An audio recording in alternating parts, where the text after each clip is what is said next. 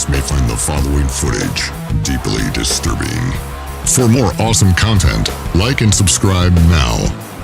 Lock and load, bitches.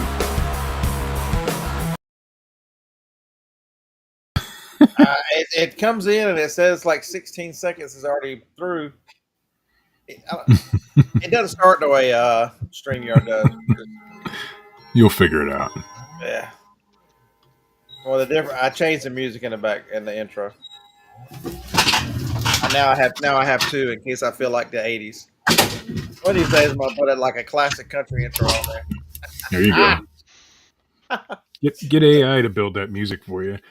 I'm pretty impressed with that AI music app. It's pretty cool.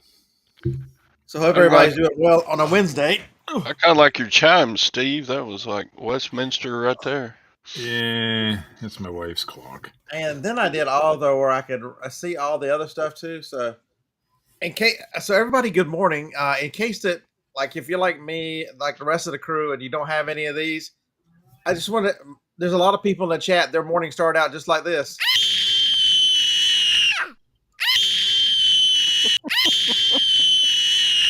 That's 4 blocks that way from me.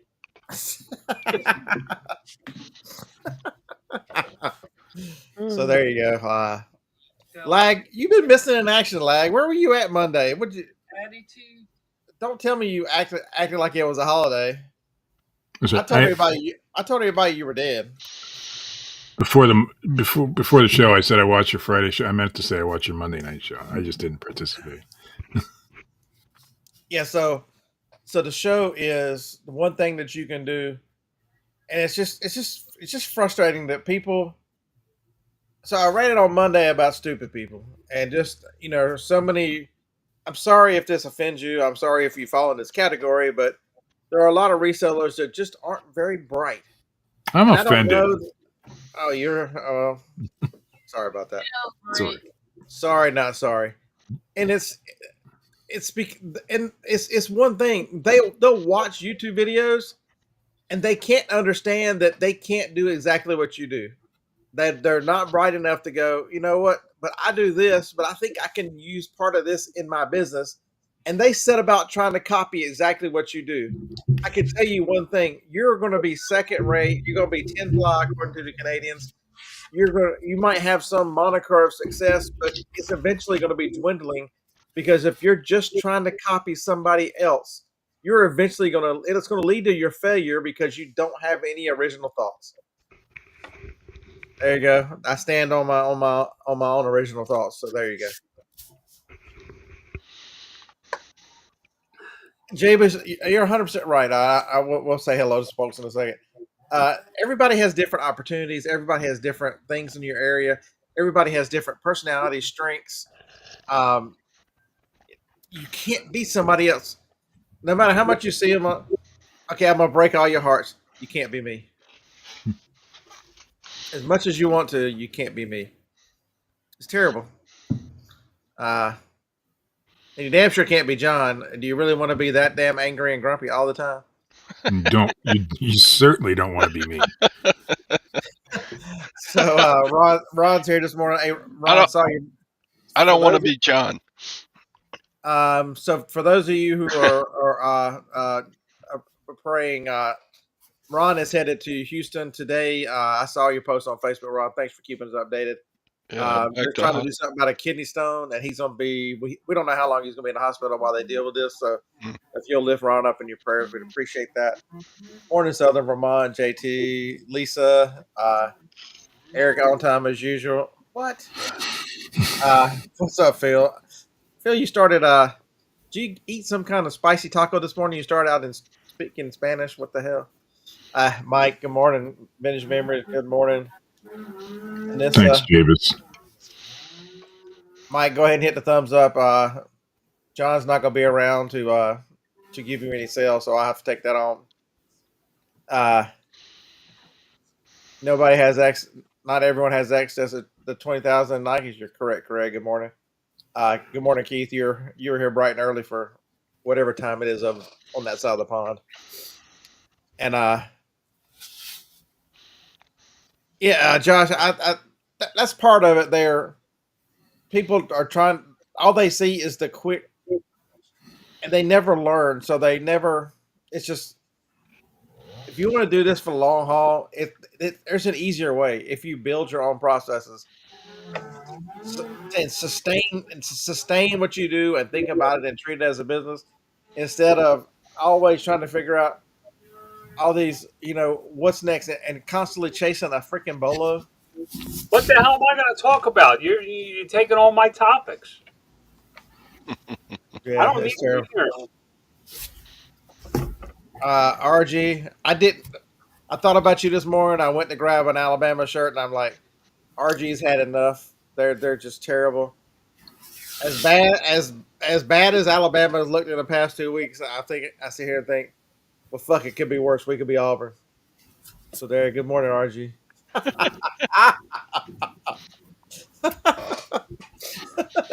John, good morning. It's amazing though that so many people spend so much time. Just think about the time people spend and these resellers spend watching content, consuming content, just to figure out what somebody else is selling, instead of improving themselves and figuring out how to do this for themselves. Yeah, I know, RG. It's more fun when you're good. I don't have to feel sorry for Auburn. All's not right in the world. I'd rather see the joy in your face when you think y'all got a chance and the hell gets beat out of you. That's what I want to see. I don't want to see y'all limping in there with no quarterback. I've got some good young players. What's his name? That freshman receiver. He's gonna be a monster before he's done. But hey, Wyatt. Good morning. Aaron Proctor, the ephemeral guy with a brooch hat. That's a name there. You got Aaron. Good morning.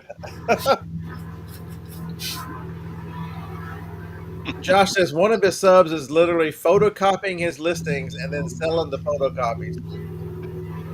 That's just absolutely ignorant.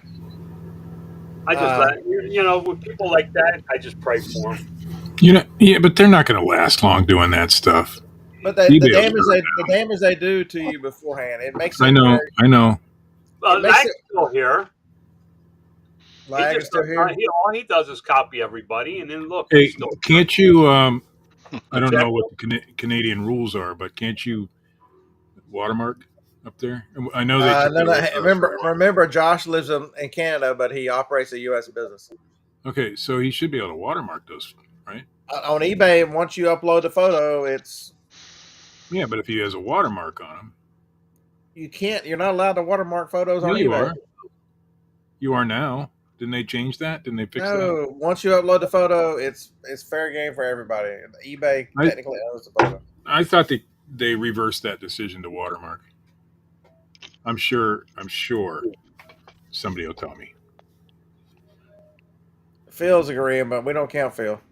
I know that for a while there you weren't allowed, but I thought they reversed that. Yeah, give me a break. With AI, I can get rid of your watermark in about 2 seconds. You probably could, but it's. I'm gonna download the photo. Photo room's gonna go. I agree. Be gone. But if somebody's lazy enough just to sit there and photocopy, if they're lazy enough to copy, they know how to get rid of your. Yeah, it's part of their business plan. They'll get rid of your. My daughter is a professional thief. That's her job. Yes, COMC watermarks all their stuff on eBay. I know a lot of the sports card guys do it. You can, if your job is to rip off the government and get free handouts and, work every system, it's a job. The problem is my sister used to do that. These people don't realize that if they put that effort into a legitimate operation, how much better off they would be. First of all, you're not shoulder all the time. I just Googled it, and Google knows everything. I Googled, can you watermark photos on eBay? And it comes back, and AI comes back and says, no, watermarks are not permitted on eBay photos. eBay policy prohibits watermarks of any type, including those used for ownership. I'm telling you right now, the policy hasn't changed. It's always been that way. They tell you they own the photo. That's why when you report somebody for using your photos, they look at you. They go, next. We don't care. I don't report them for using my photos. I report them for trademark infringement because in my image is a picture of the trademark. Just wondered. I thought they changed that back. I'm probably wrong. See, Southern Vermont grower said the same thing. They sent out saying, reminded about no water. It's been that policy for years, and because they don't want to deal with people claiming they own phoners and that kind of stuff. It's just a can of worms eBay is not equipped to deal with. So I don't know. I just thought they changed it back, or they weren't enforcing it. Maybe they don't really enforce it because you see it all the time. People putting stuff in the photos, putting their name of the store and stuff in their photo. All that stuff is to get eBay. For one of their biggest problems, other than the fact that they don't advertise. Number one problem is they don't reach anybody else other than Gen X and above, and we're quickly getting old. One of the second biggest problem is they don't, and the same as Amazon, they don't apply the rules to everyone. Every rule is you've got to understand on eBay which rules you can break. A great example is a variation listing. Variation listing says there's certain qualifications you can do.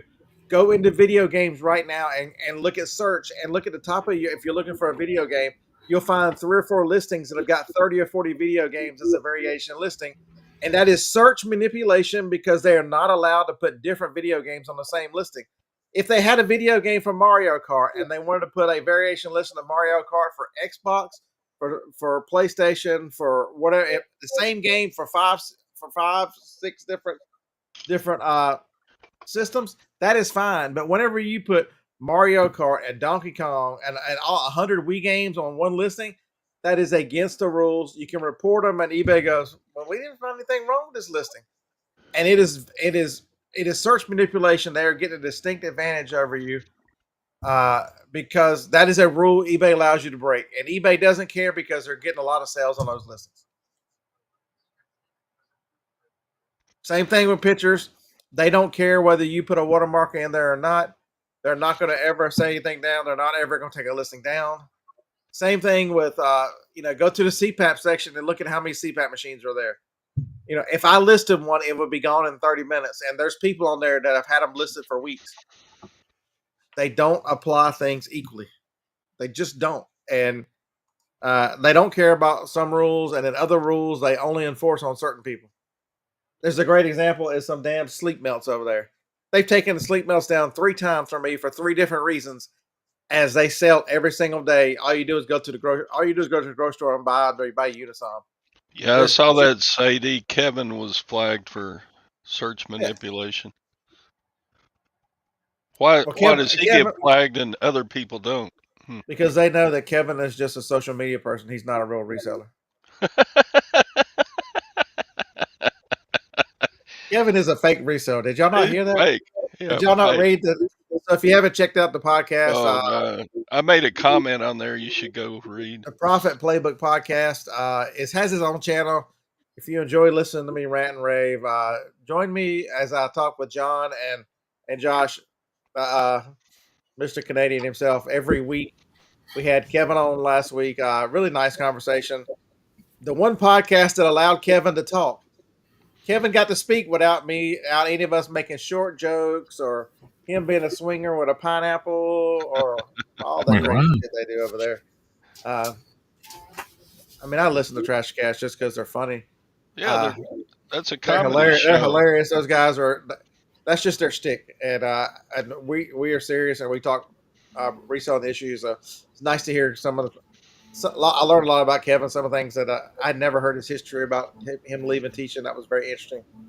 But if you want to see somebody that's willing to try anything, he has worked his ass off in social media. He still does it to this day, 6-7 hours a day on social media to put his stuff out. And now he is, he's watching him build a district and watching him build his own and pull his own traffic over there. Willing to try lots of stuff. It's pretty, very inspiring. Even though I don't like. Okay, so how many people are here? 2. I'll say you 81 people, please close your ears. I don't like people enough to have to start district and try to sell myself because I'm terrible at that.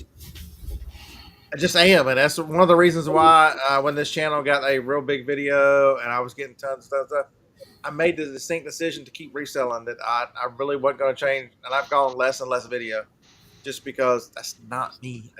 I'm an introvert. I keep telling y'all that. Yeah, nobody believes me. Well, Steve believes me. Yeah. John knows, but it's the podcast is a lot of fun.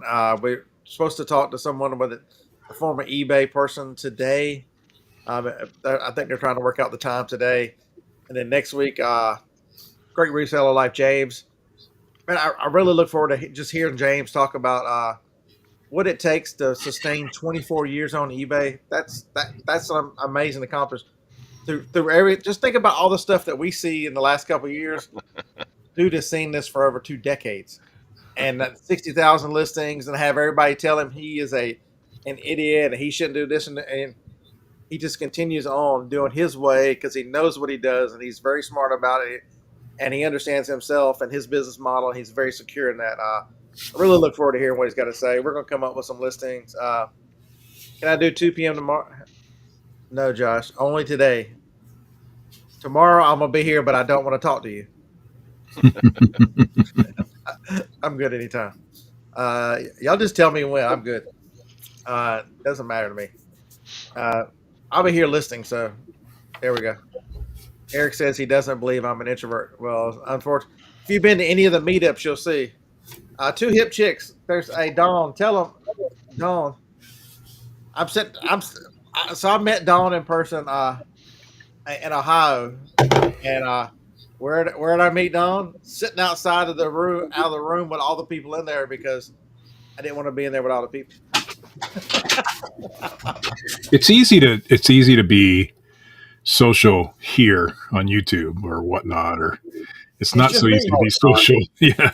It's not easy. It's not even easy on here because for introverts, it's easier to be social on YouTube and on the internet. Yeah. I'm a hermit.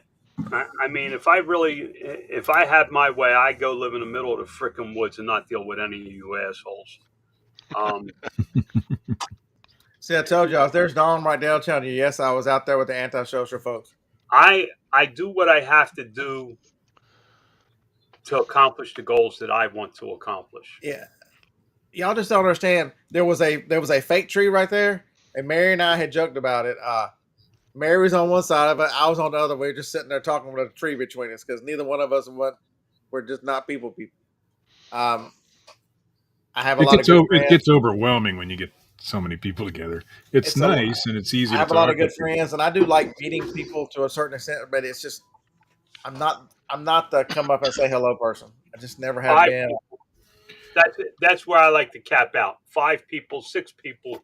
If you're out to dinner, so you got an even number of people at dinner. But that's it. After that, it's all what you see from me is an act that I'm out there doing it because I have to. It's not an act of my personality, but it is an act for me to get out there and be amongst that many people. I don't like it. I prefer 5, 6 people tops. So Southern Vermont saying Whatnot, some good finds. They have 0. You're absolutely right. You can find some good score. I just my ADHD personality can't just stay focused because so many Whatnot sellers are their own detriment.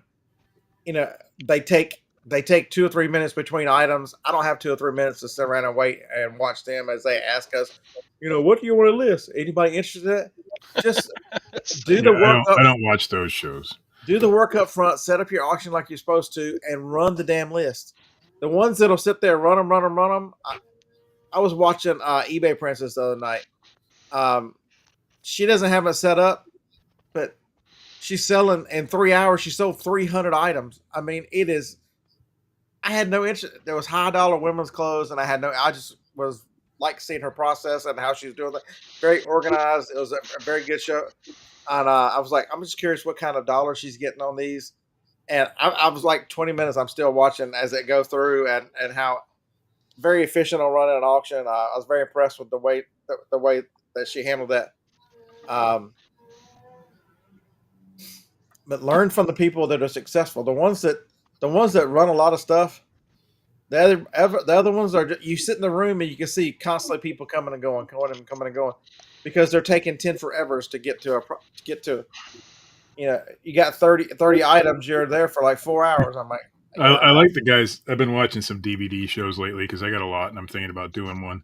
And they have a stack of 30 DVDs over there, and they don't read the titles off. They say, anybody see anything they want? And then they sit there in silence until somebody. When you could have put them all sudden death and just run them and been done with them. Yeah, sudden death, 10 seconds, maybe 5. I see a lot of people doing 5, but 10 seconds next, 10 seconds and next. So eBay Principles was doing 15-second sudden death. So it worked pretty good. And then you get, I've seen a lot of the DVD guys get a pile of 10, and then they'll sell that as a lot. That's a great way to do it. So Josh said the sports car guys are doing, is that 11 something HT whatnot shows every 11 hour. Yeah. There's channels I've watched that go 24/7 over there. They have different hosts throughout different the day. Hosts, but and every host moves product. I mean, they show. Yeah, what did Anissa say is the new QVC? It can be, yeah.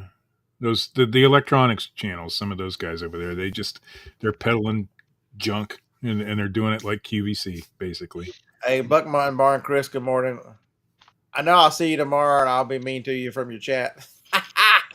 Hey, I'm with you this weekend. Let's beat Texas. Can Georgia beat Texas?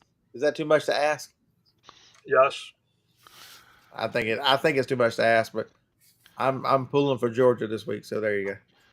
I think the sellers with like the turntables, the electric ones that go around and around, you see the thing going, and they got the neon lights. Yeah. Well, the one thing I think it was a month or two ago, there were so many people that didn't keep the item in front of you the whole time, and they were running these auctions, and people had a hard time knowing what they were bidding on. So I think they came back and reminded everybody, you're required to keep the item in front. As long as the auction is going, you're required to show the item. So the little display things where they turn around is good because it keeps the item in the camera so people understand what they're bidding on.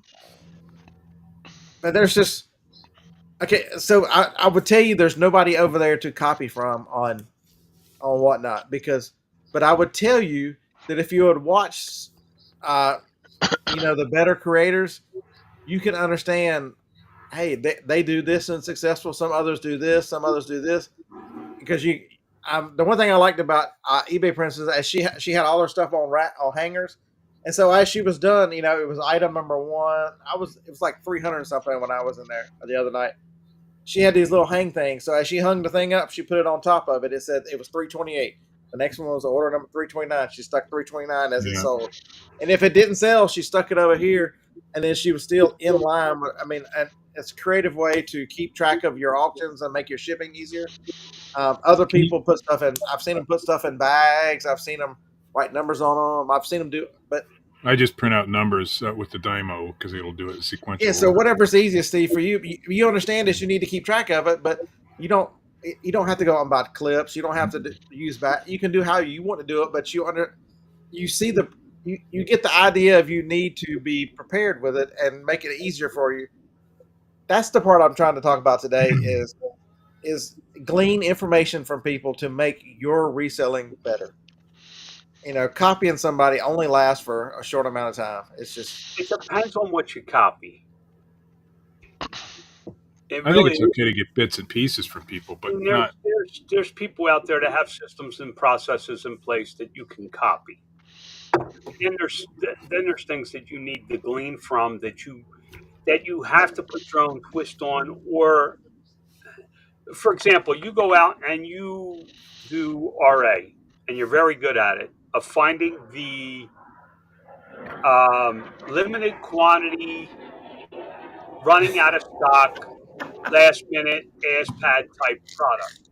Those people are the people that wait for you to come up with that are the ones that copy too much. There you go, right there. Like I said, come visit his whatnot. Can you? I don't even think that's my whatnot because that's not spelled correctly. Not spelled correctly, lag. But Hey, anyway, can y'all hear Southern, the saws and shit in the background here? I'm sorry if you can. I'll mute. Southern Vermont grower, you're trying to say you don't think these are real AirPods for $14 on whatnot? Those are clearly real. It says They say it AirPods. right there. It's got the Apple on it. If I connect these to my phone, it's going to tell me I've got warranty on them. I don't You even sure know these what aren't real? whatnot is. But anyway, they're cutting trees down across the road. So if you guys hear that, that's what's going on. But they don't. Grumpy, it's amazing the stuff that they should copy. How many times I got to talk about buying new boxes? How many times I got to talk about upgrade your shipping processes, get a paper tape machine, work on your efficiency, those kind of things. They never copy because they're still going to use cereal boxes and they're going to the one that gripes my ass as much as that is they, I guess they figure how cheap can you be that you won't buy a roll of bubble wrap from American Bubble Boy? They're very expensive. It's a great company. They give you the right amount, like they say they're going to. You go to the post office or you order freaking bubble mailers. Just that gripes my ass every time I open something and it's in a damn priority bubble that you're using as. Am I the only one that bothers? It bothers me. It doesn't happen often, but it does bother me. It happens damn near like every third or fourth time I order on eBay, which is insane. Well, I'm ordering from more professional tape sellers. I'm ordering shipping supplies and things like that, so it's not going to happen as often to me. So one thing. So I was watching Johnny this morning, Cajun Roots Reseller, and Craig was saying, hey, he was looking at a store. So he said, I use all calculated shipping. You got to be careful with calculated shipping because it was charging a shirt to just a T-shirt to Craig, whatever his name is, Land Shark Picker. It was like $17 shipping, folks. I got rid of. I lost a sale last week because I put calculated shipping. It's on this big toaster oven in the box, so I got it exactly what it was. And to California was $90, and the guy's like, he didn't notice the shipping before he hit okay, and so he canceled. And so I went back in and I made. So there's rate tables. Does everybody? This is the learning part of the show. Does everybody understand what rate tables are? Nope. So I have shipping levels of $4.95. I see you, John. I ain't messing with you. $8.95, $11.95, $18.95, $26. That's my 5 levels. And free. I don't count that. But if you go to California and I'm $4.95, it's okay. So anything west, so anything in the in the Western time zone, whatever y'all call it, Pacific time zone, it's going to charge you an extra $3. And if it goes to Hawaii or Alaska, it's going to charge you an extra $4 or $5. And each one of my rates is the same for everybody else in the country except for the West Coast. That adds a couple extra dollars. And Alaska and Hawaii, if it's the $26, I think I've got to add $10 because that's the heavy rate. And you can easily set these up and then you don't get caught. I find it much more effective because it shows people, that there's no wondering what they're going to be charged for shipping. I try to be extremely fair. I look at it, and because I've been shipping for years now, I understand what shipping costs, and so I get pretty close most of the time. I don't look to win on shipping. I just want to break even. It's chapstick. What? Why would I be shopping for chapstick?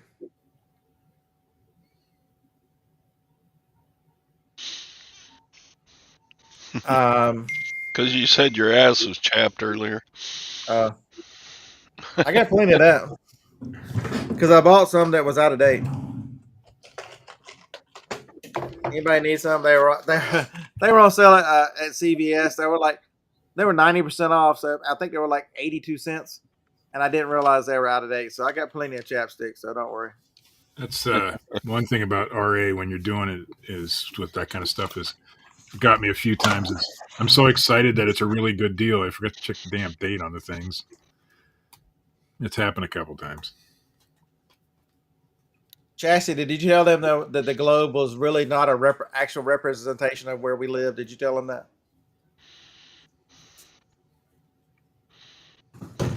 Oh God, what are y'all doing? You want to tell everybody hello? Hey, I told everybody you're the cutest dog and reselling YouTube. What do you think about that? What do you think about that? What do you think about that? Joni has physical therapy this morning. They just left, so that's why the two convicts just busted in out here because you left all conspiracy theories up to the buyer. What?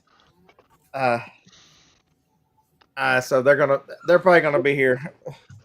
I hear you, Phoebe. Well, I was reading a Facebook post, and I wish I would have saved the damn thing because I can't find it again. And I forget who it was. It was an Amazon seller, and it was like, everybody wants my life, and he's got pictures of all the different things he's done in the last couple of months. Disney, all the places he's been, everything he's done. They want the nannies for my children. They want my private chef. They want this. They want this. But nobody ever asked me how much hustle's involved to have that lifestyle. Yeah. Everybody wants the reward. Nobody wants the risk. Nobody wants to take what it takes to get to this level. And that really made a lot of sense to me when he posted that. I said it. That hits home, because a lot of people go, "Oh, you're so lucky. You got a great life." No, bullshit. I hustled to get here. I put in the work to get here. That's what people don't see, is the work that it took to get to this level. And so yesterday I was watching the fake reseller. He just showed up. Good morning, fake reseller. Hey, fake reseller.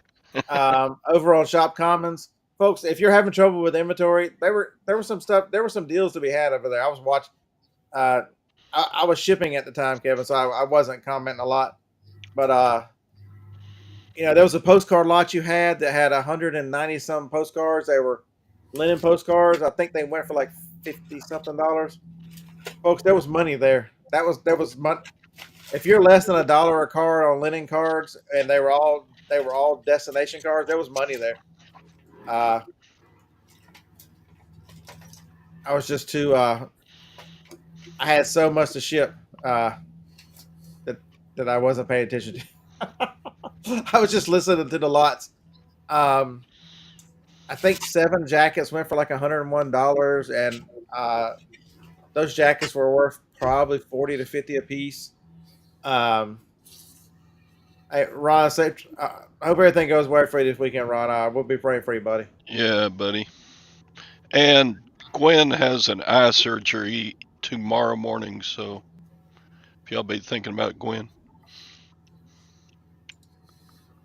If they fix your eyes, she can actually see what you look like. That's going to be bad. That's bad. Okay, now I know who Gwen is. Oh, sorry, John. My wife, Gwen. We thought you knew who Gwen was. Yeah. How long you known me, John? 2 years, 3 years? Come on. Something like that. You think I pay attention? No. Okay. Okay. As long as we're all on the same page. We're even, Stephen. Tell your wife Marcy hi.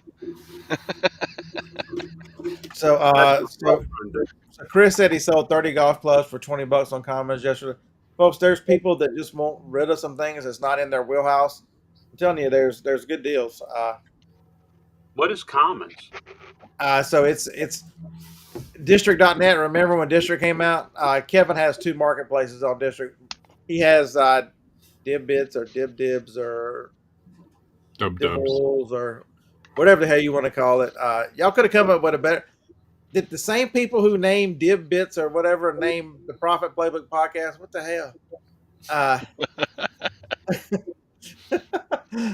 So he has 2 marketplaces. His other one is called Shop Commons, and it's basically all bulk goods. So,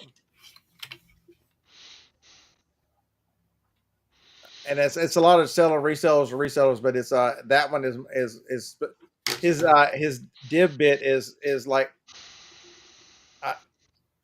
cool stuff from the 80s and 90s, retro toys, all that kind of. The other one is specifically set up to sell bulk items. Commonwealth Pickers. Is that fake reseller in Virginia? That's damn sure that fake reseller. Who's all? I can't even watch freaking. I'm gonna quit liking your videos, Kevin, because you keep showing up in my feed. I'm like, I'm trying to listen about flat Earth and all these conspiracies, and you keep finding shit at yard sales. It's just messing with my groove. But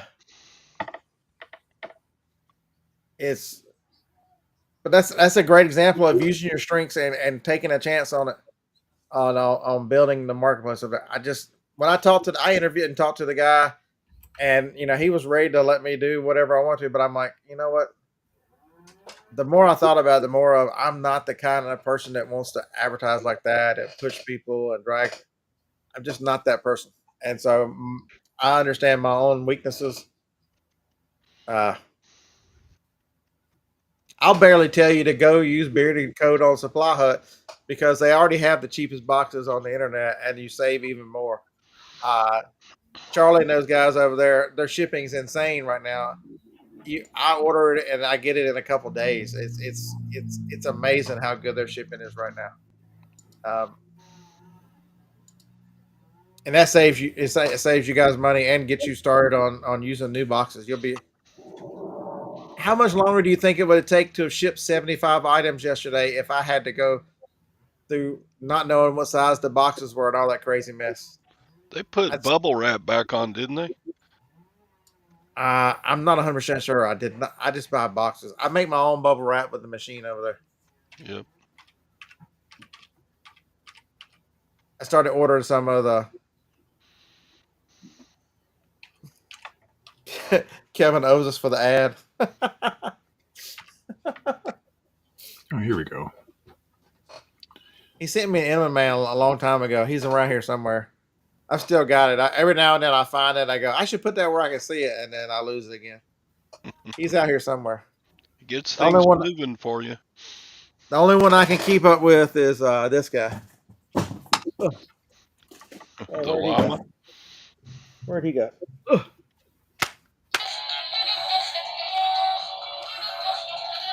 We need to name the llama. He needs a name so I can. When I tell y'all I'm looking for somebody, y'all know who I'm looking for. Lucky. His name ain't Lucky. What the hell? Not even close. I'm joining district right now. Todd's camera turned up. Hey, what's the difference? Kevin, does he get any kind of $5 or anything using? Are y'all like Whatnot? Do y'all give free stuff out when somebody signs up? I didn't see any offers, but am I gonna flush them when the batteries die? I got some reseller lots here. I could sell for sure. Socks. No, reach out to them. They were selling all kinds of stuff yesterday. Phil, when the batteries die, I'm just gonna put more batteries in them. Imagine that. I forgot to make a username. Kevin ain't giving out anything for free.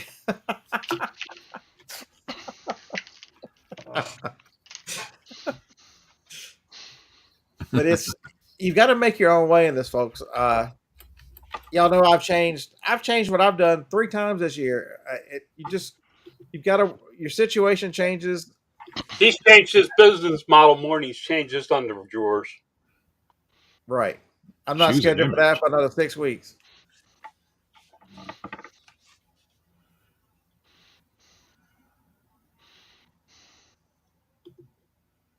Kevin might be the only one cheaper than Todd.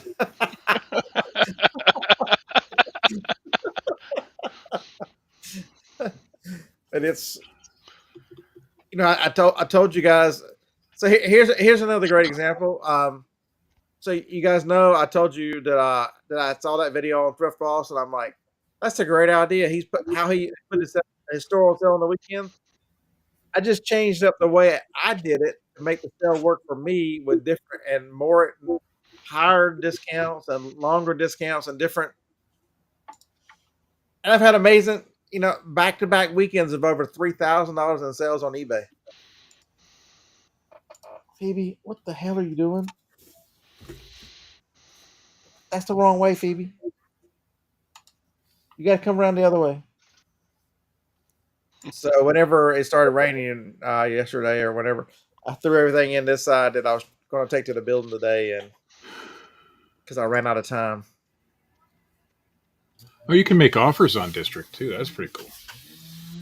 It's actually a very robust site where you can actually communicate with the seller. It's amazing that I always wondered why eBay doesn't have, like, Bonanza from the beginning had a real-time chat. I don't know if they still do, but when I first started on there, they had a real-time chat with the seller. So if you were online and somebody wanted to chat with you, they could. It was really nice. And I've always wondered why eBay didn't have something like that. Good morning to you, Touche Man. Don't recognize the name. Touche Welcome Man. to What? We're just here talking. Touche with a T. This is the Wednesday show. Let's see if we can. I even put a special spot up here so when he comes in, I can find it. We can see if we can wake up John this morning. Backpack. See if he's awake yet. What the hell is that? It's Dora. It's Dora the Explorer. Can't say anything, bitch. But I'm even changing some of the stuff that I want to sell on eBay. I'm going to use a second store, and so y'all are going to be shocked that as I try to set this up, I'm trying to listen to my own craziness as I do this. I'm trying to set up procedures and stuff, John. Are you shocked that I don't want to go down this path of doing the second store like I want to do it without understanding how I'm gonna store things, how that I'm gonna make it where it's not hard to find things, and all the little things that really make a huge difference in the long run. I know y'all find that hard to believe. I'm gonna tell you something. This year has been my biggest growth year profit wise of any year. You know what I've focused on? Efficiency, profit, systems and processes, and not adding any new inventory. All I did was look at what I'm selling and how do I refine what I'm selling to improve each item a little percentage.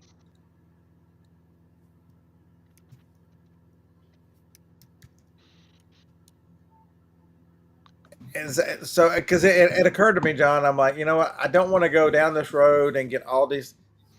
And I got another lesson to go with this one too. And so I'm trying to measure out what the storage is going to be, where I'm going to put it, how I'm going to access it, because I need to be. This one's going to be a little more complicated. I need to be, if I'm not here and I need to have Jacob ship, I need it to where he can look at the listing and go, that's right where it is.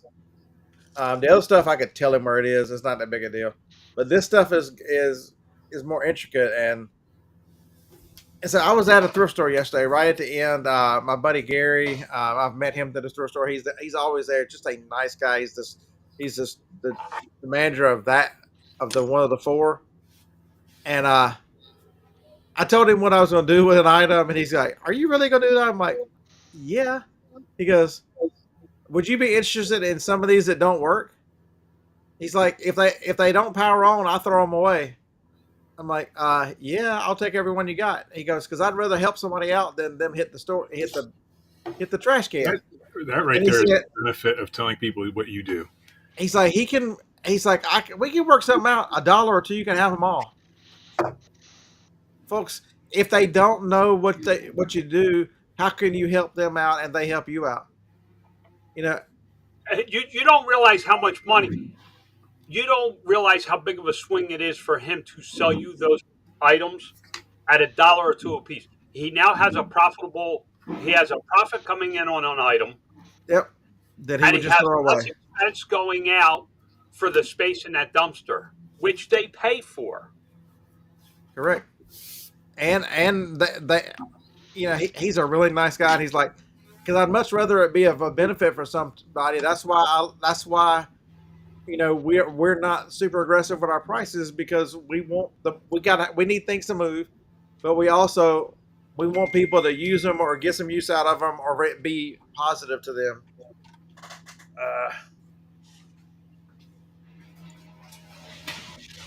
Let's see. They must be cutting down all the trees in the neighborhood over there.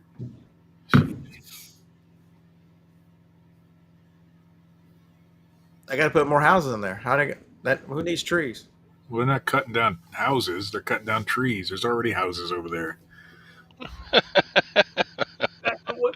What's hard for people to understand is if you save a minute of your time with something, you don't see. See, Americans are too caught up on instant gratification. They want to be able to adjust something here and see it instantly as a result. If you can save a minute for each listing, over the course of a year, how many extra listings do you get? That's what people don't understand.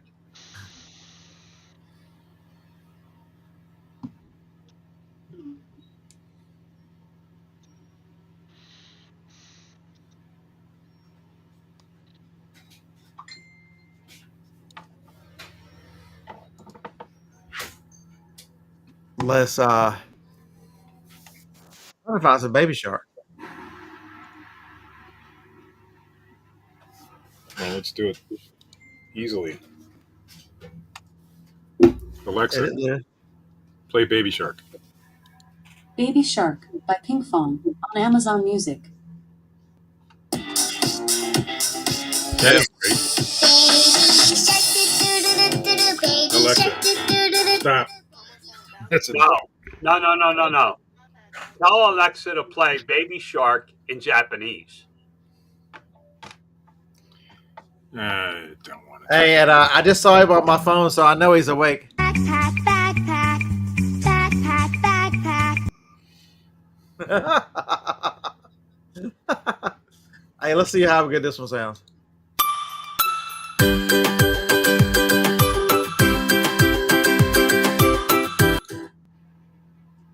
I don't know. I picked up a cheap one. Can I not get the words? Y'all don't want me to sing.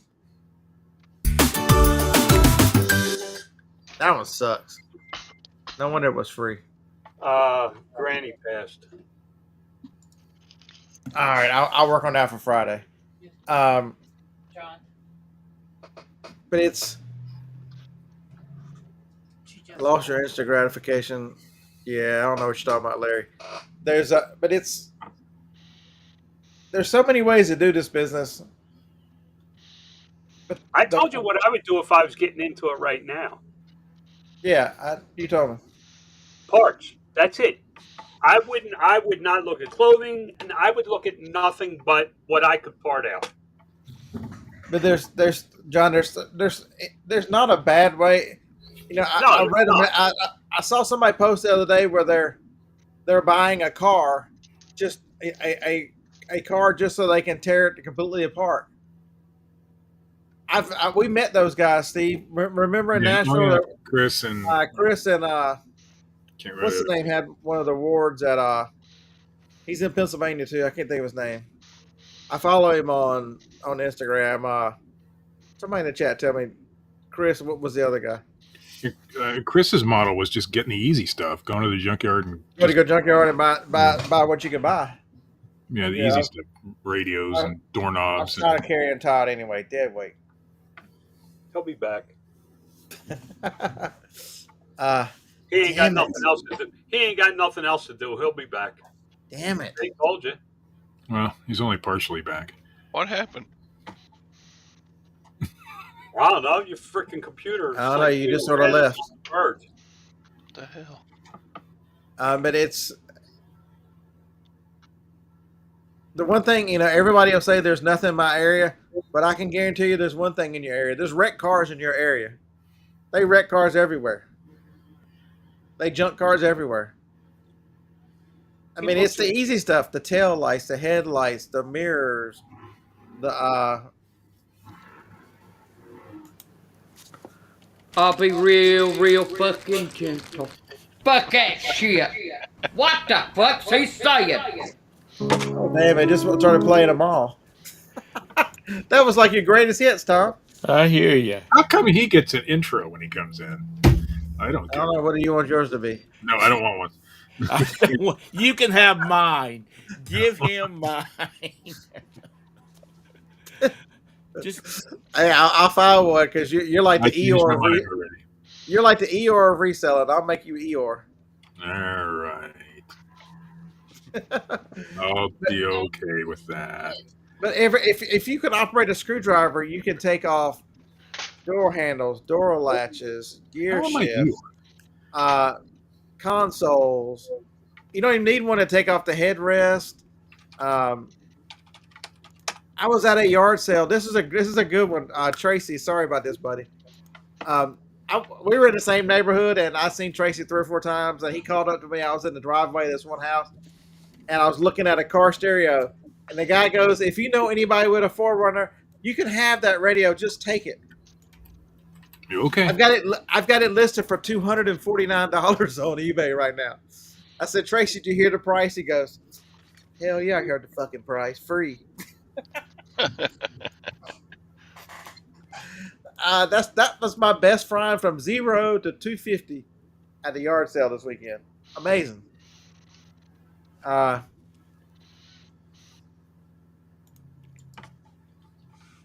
So Southern Vermont Vintage says a 05 Volvo.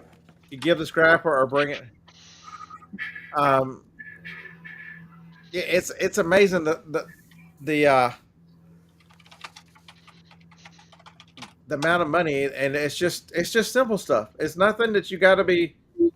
And let's clue in.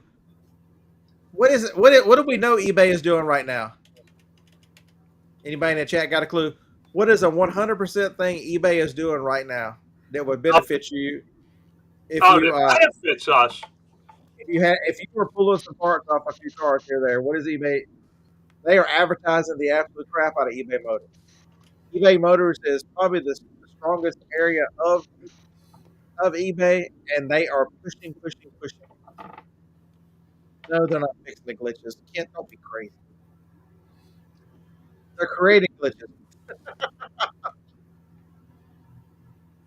Like says he sells stuff all the time he takes out of cars. Yeah, that's grand theft. You just can't sell the back window that you break. Lag is a chop shop. What do you do? Place an order with your mom, and she brings the car close to the basement so you can take stuff off of it?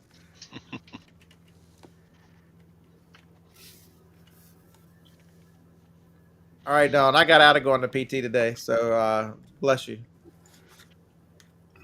I'm like, you scheduled it right during the show. Get Jacob to take you. Okay. Jacob didn't have.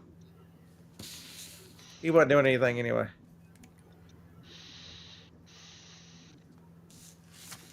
You saw an eBay clothing commercial the other night on Rerun of Murder She Wrote. Very nice. I like to hear that eBay is targeting the younger generation. There is what they're doing. Yeah, but on Murder She Wrote, they're targeting that. It was a joke. They're targeting that latest fad. I don't know if you've seen where they spend $20 in frickin' Goodwill on clothes.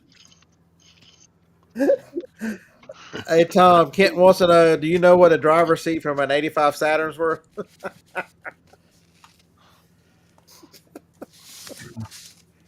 You'd have to find the one guy that's still driving that car. Hey, I know what it's worth. It's worth Y'all a fortune. Kiss my ass is what it's worth, because Saturn guess wasn't even what? around in 1985. Kent, come on. I don't think Saturn came online until like 91, 92. It's a 2008, asshole. Baby, what are you wanting? Man, what are you doing driving something so new? That's the model of that Saturn, asshole. Yeah. It's like this. That was my wife's car, and then when we bought her a new one, I got it. That's the way it works around this household. Green Key is worth a lot more. Because I don't like to drive, so... You gonna tell everybody hello?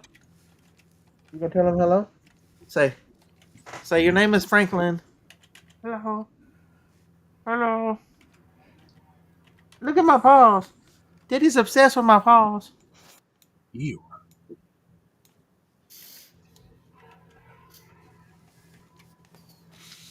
Don't worry. I still got the Baby Maker 3000.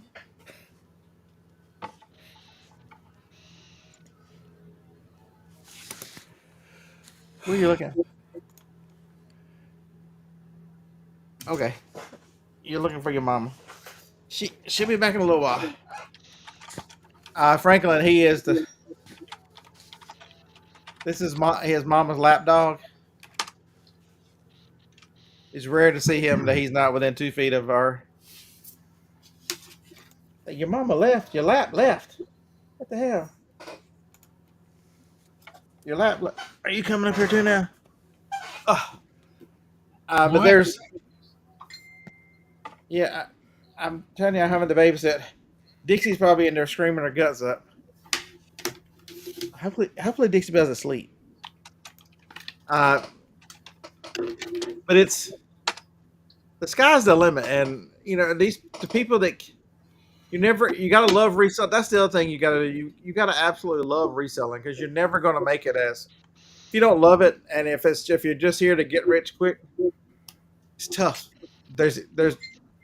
You need to follow your passion, because you'll never outbeat somebody who loves this.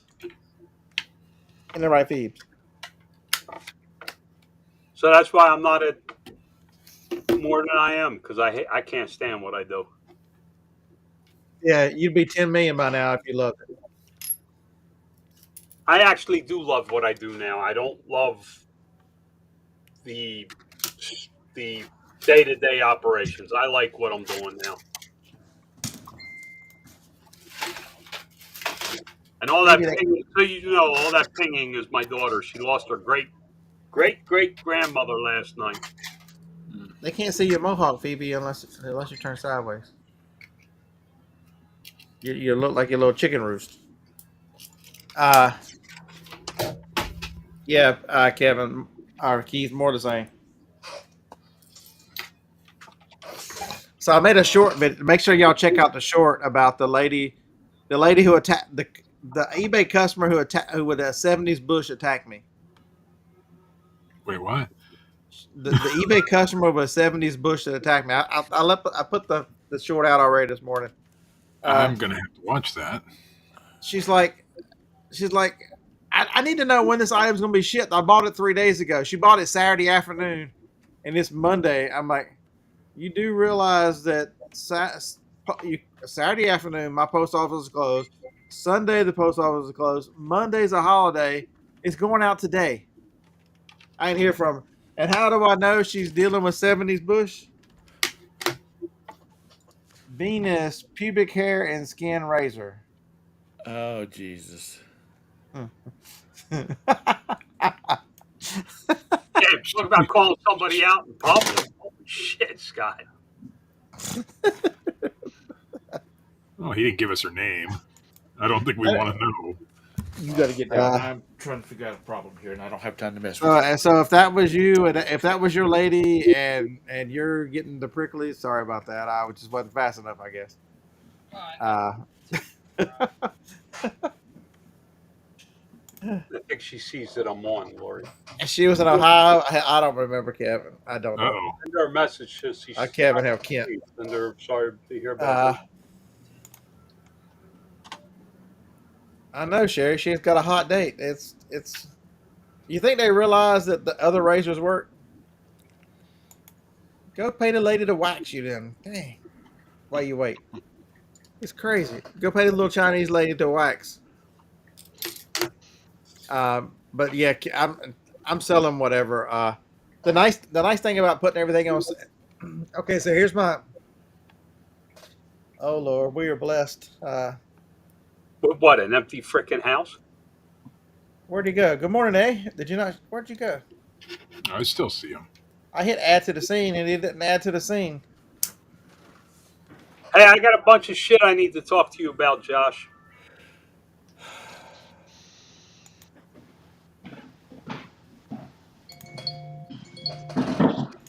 Good morning, eh? Good morning, eh, there, bud. I don't recognize you with the internet that's stable. Can you kick them off? If he starts with that A shit, get rid of him. That Oh, drives me nuts. I know you love it, John. Oh yeah. Yeah, but you were telling us that last night in text. It just kind of irked me that people are just so. I think there's like, in my opinion, I don't have a lot of energy. I'm exhausted. So, but here's my thought on this. So it's going to be low energy. I think there's just a small group of resellers that they're just like pirates. They're just looking for arbitrage. They're not contributing to markets. Generally lazy. They don't really know what they're doing. Maybe they're just starting off. I don't know. So that I have not a problem with, but I think there's a lot of that. Then I think you have a group of resellers that's like maybe a little bit older. They understand the customer. They're providing good customer service. They know how it works. But that first group of people, I don't think they care about, all the things we talk about. They don't care about packaging. They don't care about what the customer experience is. They just don't care. They're just looking to make a little bit of money. So And we've trained a whole generation like that. Yeah, and then you also have a group of people that want to build out. So they're like this hungry, never satisfied kind of group, and they're like, I want to build this, I want to do this, and I want to do that, and we all kind of start from the same place. And maybe none of us see things different or the same way. So Yeah, but I don't mind those guys, the guys and ladies that want to build bigger business and build like what John's built. Great example. I don't think anything is gonna stop J Rod. The guy works. You can like him or hate him. He's got a plan for where he wants to be. And with Jake, I mean, when that guy leaves reselling and he moves towards making his own product or wherever direction this takes him, he will be unstoppable because he has the resolve. Right now, he's just finding things and selling them. But there will come a time where he's going to move on from that, and I do think he's going to create something really important and special. It needs to find him, or he needs to find it. Who, when you say Jake? J Rod. J Rod Flips. Because I didn't know whether you were talking about. There he is. Good morning, John. What's up? Josh on the show? What? I'm at home now. I work from home, so I got all the time in the world. So you're working in Canada now, huh? Yeah, knock on wood. For how long? Maybe a while. Like I went down this morning to ship my items. So Grumpy John, what I've done is I bought this huge collection, but I put it in my basement and I can list them there. So I don't need to go as much anymore unless it's to ship every day. So it's freed up a bit of time in my day. So have you changed your shipping to like 2 days, or are you still shipping every day and going over there every day? No, I'm doing it every day. It's the right thing to do. And it's not that far of a drive. So it's better for the customer to receive their item right after they order it. I'm not going to play around with 2 days or whatever. So that's my opinion on that. No, I have 2 days just because I've always had 2 days. It's probably a good thing because I didn't quite get all 75 out yesterday. I think I got 63. I have a couple big items left this morning, but there was a time where I was selling 70 items a day, 30 items a day, 50 items a day. So now that I'm like at 10, maybe 15, I mean, I probably could do it, but I like to just get it out. It helps me sleep at night. Build a wall. Yeah, you got snow coming too. Don't forget that. Keep that shit too. Kevin said we need to secure the northern border. No, we can't secure the southern border. Have you started on border? Have you seen the South Park episode where Canada puts a border up between the U.S. and Canada, and the people in America are just raising hell because of it? It's funny. You'll learn a lot of stuff about life from South Park. Ambassador, I could have finished yesterday, but I tried to get the wing night, which was a fail. And then my post office closes at 4. I got started. I don't think I got started until a little late. And then somebody kept me on the phone for hours. I don't know who that was, Kent. I had headphones on. I was shipping the whole time, but Don't yeah, listen it's to so wing night. We picked a place on the other side of town, and they're working on the interstate. And when I put the map up, it said there's a delay of 16 minutes on your route, but it's still the fastest route. And I look down, and my van says 2 miles to empty. I'm like, all right, 2 miles to empty. I will stop at this gas station before I get on the main road. It wouldn't take my debit card. I tried 3 debit cards. It wouldn't take any of them. I'm like, what the hell? Okay, I'll just stop at the next gas station. Well, there was. I'm thinking the way I went, there was no obvious gas stations. So now the car is screaming. There's no number. It just says, "Please refuel. Please refuel." And I'm sitting there in traffic, and it's like 14 minutes. I'm like, I'm never gonna make 14 minutes of traffic. And so I didn't go. I had to turn around and go find a gas station. I believe Kent there. You like to talk, Beard. You've never talked to Kent. You've never talked to Kent. That dude could hold a conversation with a cemetery. Shit. You should never let your vehicle get below a half a tank, Scott. Okay. That's what your girlfriend says. Okay. Yeah, when y'all wonder, and I tell y'all that it's only one room, that's the post office. I think the house is bigger than the post office. I can show you smaller. That one out in Oakland. Damn. Kent, nobody knows what you look like. I did Kent finally sent a picture, so we know what Kent looks like now. Oh God, what'd you find? Kent, that's Kent right there. Not exactly what I was expecting. Close. I like that game. The game was fun. Yeah, I think there's like 800 or 900 PO box. That's all that's in this little thing. It's a small. The area is growing so much that in the next few weeks they'll start processing all the Amazon shipments in the parking lot because it doesn't fit in the building anymore. And that means there's no parking places. You can't get in there. You have to wait till like noon to go to the post office because, well, you can't go at noon because they close for an hour because the one person working a window has to go to lunch.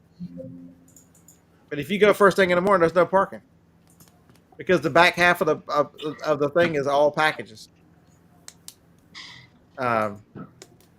It's amazing. So we're going to record tomorrow afternoon. I'm waiting for him to get back. I don't know if he's got back on my email yet, this guy. So sounds like Wednesday is not going to work. Today's not going to work for him to record. All right. Hey, Glenn, good morning. Josh. Yeah. What's his first name? Bert. No. He's from the UK. I think he does YouTube videos. Oh, I got one from the US. Oh, okay. That I know. That's why I was asking. I don't know that a current director would speak with us, to be honest with you. They wouldn't be allowed to. No, I doubt they would, especially if it's a public company. I got former. I think we're on a list. Don't talk to these idiots because we're not cheerleaders. And we covered that, but John covered that on his show, and I think it's important. There are people that think that we get an advantage in search because we have a YouTube channel. Folks, and I tried talking that. I'm like, listen, y'all understand. If you turn a channel on, that generally means you're willing to try other things. You know, so few people actually go on live and talk about reselling. Think about it. There's 100 channels. There's millions of sellers. There's millions of sellers. Oh, that's Steve. That's who I hear. That's the skulls. What? I hear the skulls. Oh, you're hearing the saws in the background? Yeah, your souls are coming through. No, we're not hitting it. We're not hearing a bit. But it's so you've got a group of people that are trying things different and are very aggressive in the way they handle eBay, and so most of the time you're rewarded if you're active on eBay, if you're trying things, if you're not accepting, you're not complacent. Okay. So here's my opinion with Kevin, right? Kevin's been, I don't know, how long has he been doing videos for? Say like 8 years, 5 years, 10 years, I don't know. The guy's 17 or 18 videos. I mean, he started videos in I think 2018. Okay, so since 2018, so you know, six years or so. He's in the chat, Kevin. When did you start making videos, Kevin? Call it 6 or 7 years. He's 3 videos a week, 2 or 3. He does TikTok, Instagram, you know, responding to emails. He's got all his social media, like all the outlets, Facebook groups and everything else. Think about the amount of time that he puts in to just building that. And it's not easy, you know, tons and tons and tons of time. I'm sure he did it for years where people are recognizing him while he's a teacher and, you know, you're a little bit embarrassed and everything else. And then someone 7 years later, 8 years later says, must be nice to just show up on YouTube and, you know, that's why you sell things, et cetera, et cetera. Totally dismissing all the work that was put in. So, you know, I don't know. A lot of these people that watch, I don't know if they have a business mindset. I really don't. Kevin built a business and he's displaying and showcasing and everything else. And that's what garners the hate because they think that he's got special privilege when really he's just worked on something for 7 years straight. I used to be much closer with Jason T. Smith than I am now. I don't see him halfway as much as I used to. He had TV shows and everything. Yeah. And eBay, he was an outcast with eBay because he made statements against what eBay was putting out, and they cut him off. Yeah. I mean, he was the featured speaker at eBay Open. He had done a lot. In 2012, he had a 2-hour segment at eBay Open in Philadelphia where they flew him from Vegas into Philadelphia to speak for 2 hours. And they cut him off overnight. Yeah. So don't think eBay is playing favoritisms with people's listings. I don't believe that. They're not. And even the ones I know that do have, I don't know, we'll call it YouTube sponsors or eBay sponsorships. The sponsorship is not like them getting special privilege as far as the influencer is concerned. It's like, we need you to do this for us. It's like a very limited amount of information. They do it. The influencer themselves doesn't even know what's coming out, and then it comes out, and then that's it. But the influencers that I know for sure that have sponsorships have really bad sales on eBay, like 300 sales a year, 600 sales a year, 900 sales a year. They're not like killing it or making hundreds of thousands of dollars from eBay. So now I don't know Kevin, and I don't know how much he actually sells, but there's very few people that come in and can manage both, where they're actually selling and social media. Now, I believe Kevin took the approach of, I'm going to use social to market my product sales. And I'm kind of speaking at a guess because I don't follow Kevin. I've only seen maybe 2 videos. Kevin's like an everyman, kind of. Like, he just comes on, and I get myself in trouble because I talk about other people, and then they freak out. They're like, yo, why'd you say my name? Keep your name out my mouth. But I don't care. Hey, Kevin, if you need, I'll give you my phone number. You can call and bitch at me like Dusty used to. I don't care. Kevin is like an everyman, and he just kind of documents things that he buys and sells, and he goes for car shows with a GoPro and all that. And I think people just generally watch it for entertainment and enjoyment. And a little bit of that is him selling to his audience, but I don't think it's necessarily explicit. Like, not to the point where you see some people on Whatnot that only do like sales. But he has 2 channels, so there's some of that, but then there's also the flipper channel where he talks about what he flips, and he talks about current things happening. And I don't discount that He's it's very family friendly. It's a family oriented. All the things that you Or not. really are very positive. No, not me. But isn't this where I eBay's trying to push it anyway? Isn't eBay trying to push this thing to where we're selling on social media anyway? Now, it's not to say you have to have such a large channel, but that's kind of where we've talked about this, where eBay wants sellers to start pushing their items to social media to get other people, influence people to buy. No.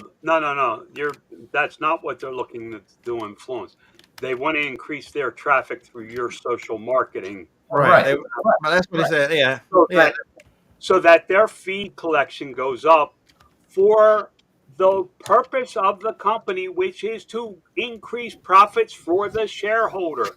That's Of what course. people don't understand is eBay runs a business where they're trying to make more money for themselves, just like we're out here fighting for more profits for ourselves. No, I agree with that entirely. I've talked about that many times on my channel. Yeah. You just looked at People John. don't understand that. Y'all just each looked at it from the other. John looked at it from his point of view that push my items out, and then the larger picture is, hey, a good experience brings people, keeps them on the platform. If you think for a second that eBay cares about you and they want you to succeed by putting your Brady items on Bunch. media, they don't. It's about them and their bottom line and finding ways to get their profits increased without creating value for the seller. It's the way it's been. I mean, if you want to see how social's affecting e-commerce, you need to watch Amazon and TikTok. Yep, Kent. Every company's that way, and but eBay's villainized for doing it. I just think the reason why, at least in my eyes, why I don't agree with their tactics. I mean, they're just not delivering the value. They want to keep pushing the envelope and as far as what they're making, but they're not willing to fix a lot of the problems that are painful. Because you ain't putting enough into their profits. That's why they don't care about you. You don't count to them.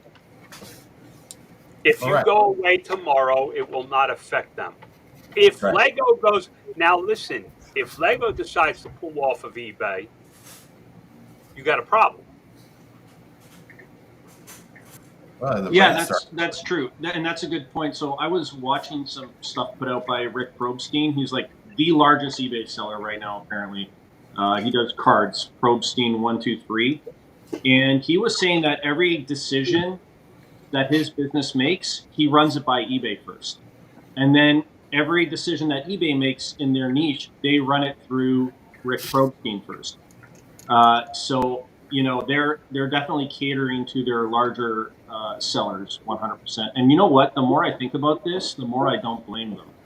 Because at least the big sellers are providing a good customer experience and you can count on them. A lot of the smaller sellers, you don't know what kind of crazy nonsense you're going to get coming out of them. But I've said this before, I do blame them. They don't vet a single seller on their platform. They just set you free to just run your eBay business how you feel or think it should be run. And that's why you see all these things that are happening that are turning buyers away. You show them what the best practices are before they start selling, and then you might see something different. But there's parts you can't police. Like, how many videos have we seen of people, I'm not gonna call anybody out, but think about it from the customer point of view. People jumping in dumpsters and pulling stuff out of dumpsters and bragging about how much they're going to sell it for on eBay. They don't say that about Amazon. Jumping, going to the bins and maybe rolling the hair and like, I don't wash this. I just take some of the hair off and I'm going to get $30-$40 for it. Now, if you're a customer, when you hear enough of that, I think after a while, you're like, this stuff is kind of gross. It reflects poorly upon eBay. Whether or not it's happening, and I don't blame the people for doing it, but when you see it on social media and it gets hundreds of thousands or millions of views, it reflects very poorly on the platform with customers. But do you think that's because they haven't thought that that's not the right way to do it? Yeah, they're not business mindset. I just think it's people that it's for people putting up videos like that. It's more about ego attention, making some money off of YouTube, perhaps, maybe I'm going to be this big channel. I don't actually think the eBay business part is necessarily like they're just bragging, like, look what I can do. But in big picture, you don't see big businesses doing that, even if they get the stuff for dirt cheap. And the reason is, like, you talk to a 25-year-old woman who's going to buy Lululemon. I don't think she wants it off of eBay covered in hair showing up in a cat food bag. That stuff happens. You know what I mean? If you buy it on Amazon or you buy it at Lululemon, it's not coming full of hair in a cat food bag, that kind of stuff. There is like a brand image problem on eBay that I don't know the solution to, but I agree with you, John. Probably one of them is that they're not vetting their sellers. Well, at least making them go through a 30-minute process before they are able to sell. So you can't even hit the sell button until you've gone through that process. And that process would be like an onboarding, you mean? Right. Before you're able to be a seller, just like Whatnot does. Whatnot did, yeah. 30-minute orientation. Here's how it works. This is what you do. This is what you don't do. This is what we expect of you. And that's. They do have. I mean, when you first start on eBay, when you first start on eBay, you have limited selling abilities. You can only sell so many items, and that's kind of a vetting process, but it's not enough. You should have had to complete successfully 5 purchases from eBay.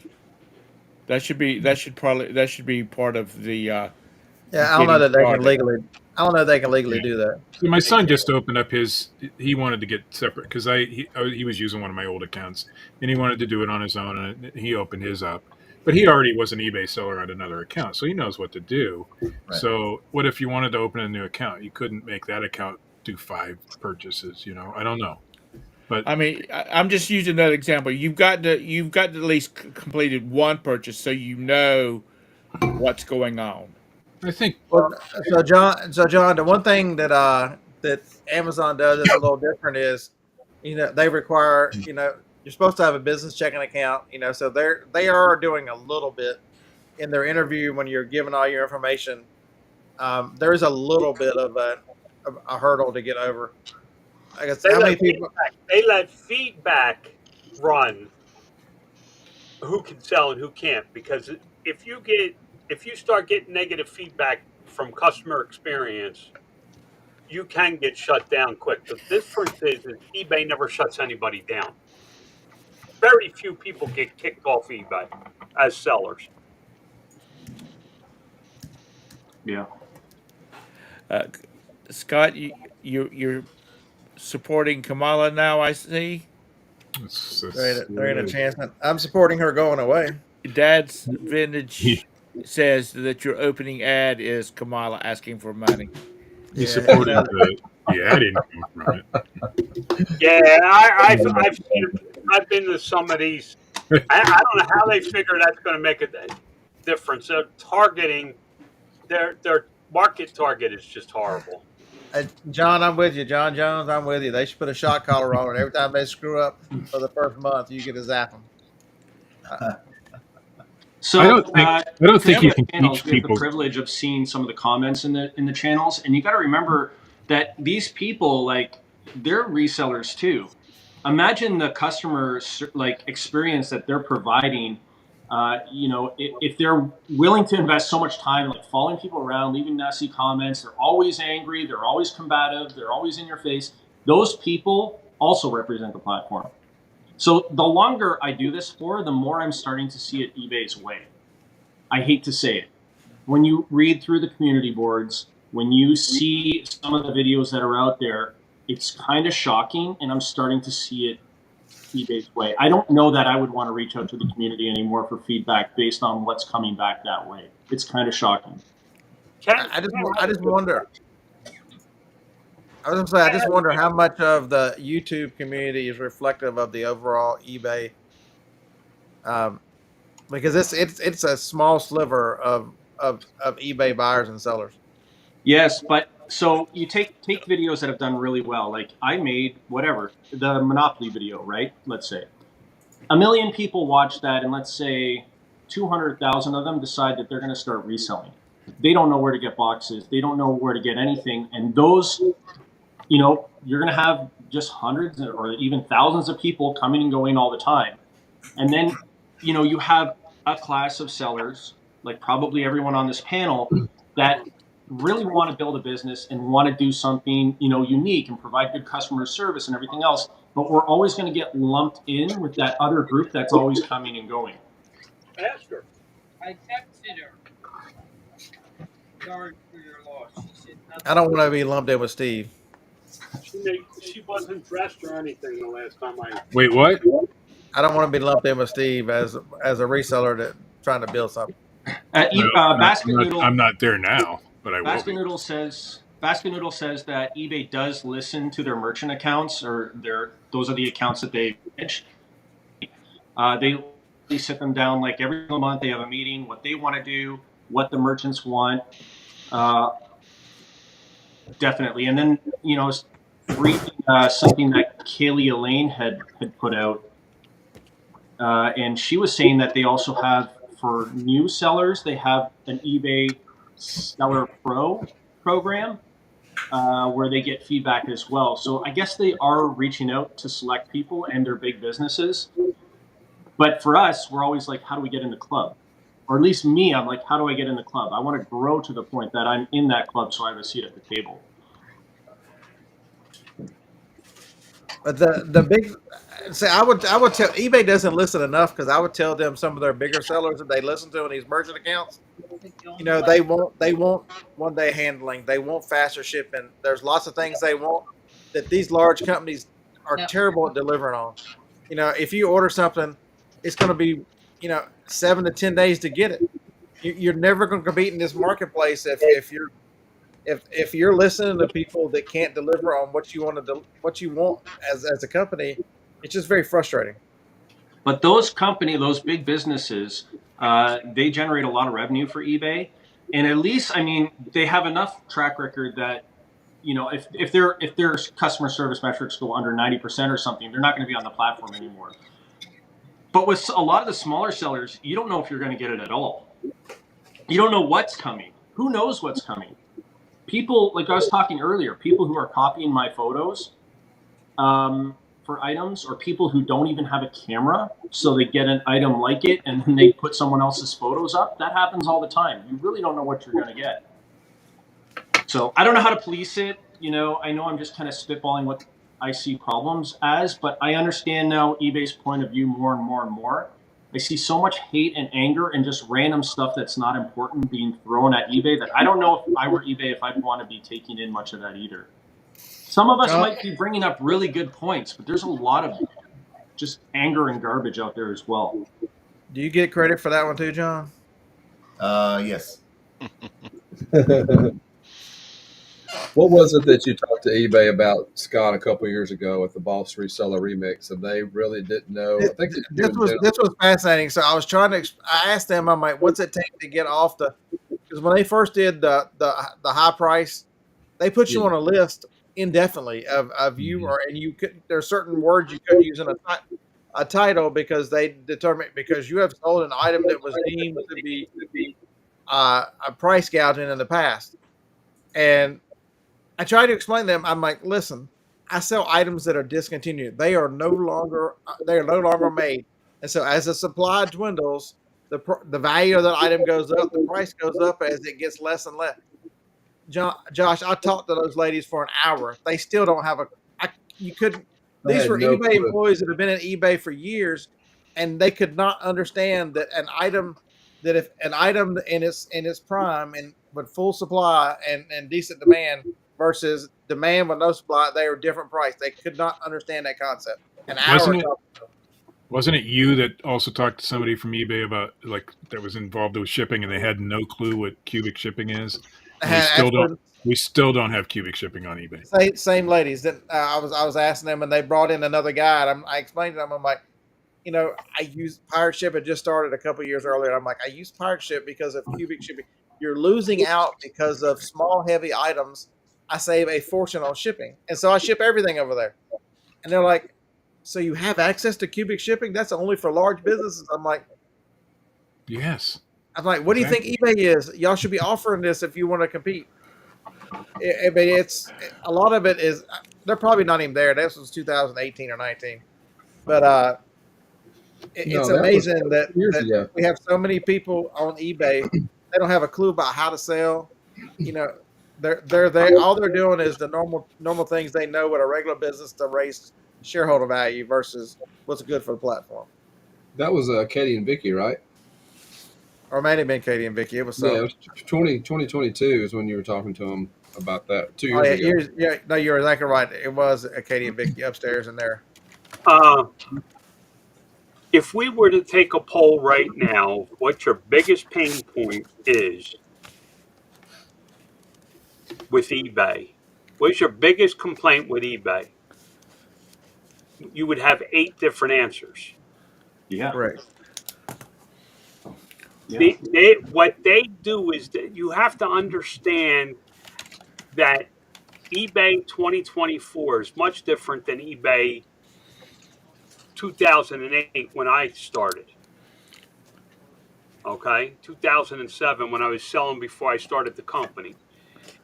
You have to look at what they're doing as they grow. They have to cater to where the most income is coming in, which is the larger sellers. And what you're going to find with the larger sellers is they don't care about cubic shipping because most of them ship from their own thing and they have their own shipping deals with these companies. I ship FedEx anywhere. I could ship under, I forget the exact rules. I think it's under 5 pounds, anywhere in the 50 states, as long as it fits in a certain package for like $9. Ain't nobody in chat or in this discussion right now gets that.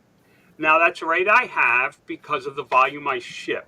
So they're not looking at cubic shipping. They're not looking at this issue or that issue. These big brands that are now supplying eBay with a lot of income bring in their own systems.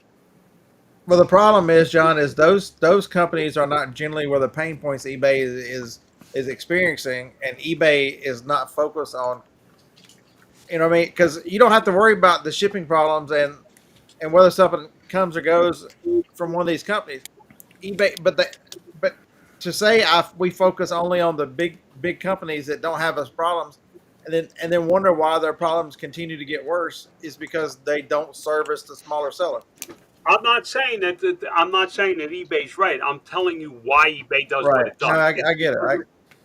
If I call them and say I got a problem here, they're going to listen to me a lot faster than they're going to listen to you or somebody. Well, maybe not now, but at one point when I was selling a lot on eBay, they would have said, "Okay, we'll listen." When I had that blowout with the vice president of eBay and said, your platform sucks, and here's why it sucks and why Amazon's so much better.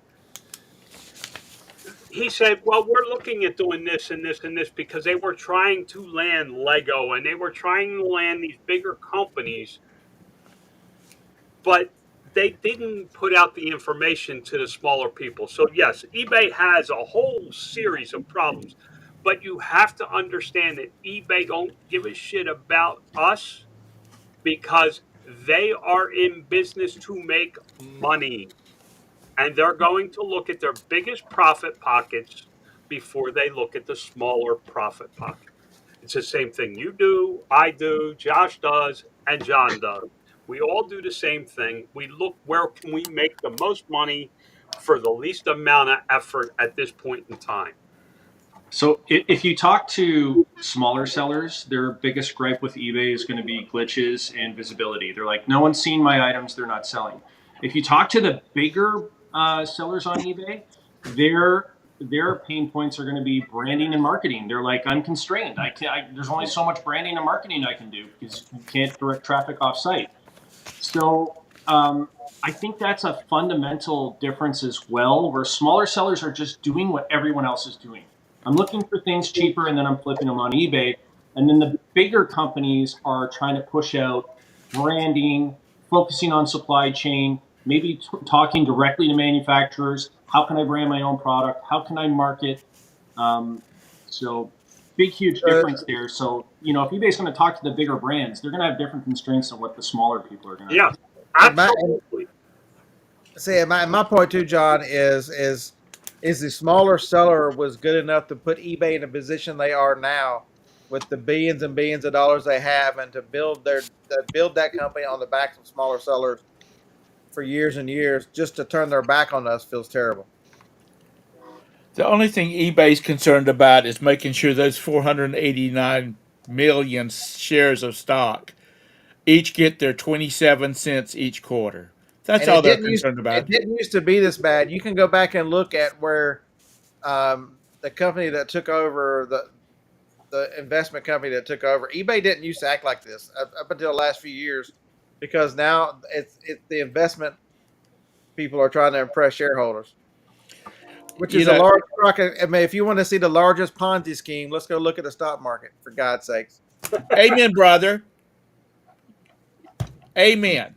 I've been saying that, and people laugh at me because I say it's a Ponzi scheme. It is propped up on smoke and mirrors. If you get past the top 10 companies over the last 4 or 5 years, the stock market is a disaster. But they have issued so many shares of stocks for these big companies that they can't not give each one of their stockholders a 25 cents per share quarterly. So they're having to ship everything off seas, offshore, to try to get their profit margins up. And that should have been that. Maybe that's getting into the government getting where it's not supposed to be. But there should be a point where they cannot just issue a billion shares. That's my opinion, but I don't do the stock market because I think it's a scam. But that's just my opinion. I think the market is dynamic. I think their boardroom is dynamic. I don't know. I don't know if I could do a better job, or if I would do a better job, or if I was sitting in the meeting, if I'd even know what they were talking about, honestly. But I'm of a different mindset now, where I just want to, independently of whatever eBay's doing, because they're a great sales channel for me, I want to build my own thing. I want to push out and build my own thing. And if it doesn't work there, then at least I have other hooks in the ocean. I think that's what most people need to do, is just try. This is the way it is, and until I can get something better, or I think is better, is just try to make it work. If I'm relying on it for a primary source of income.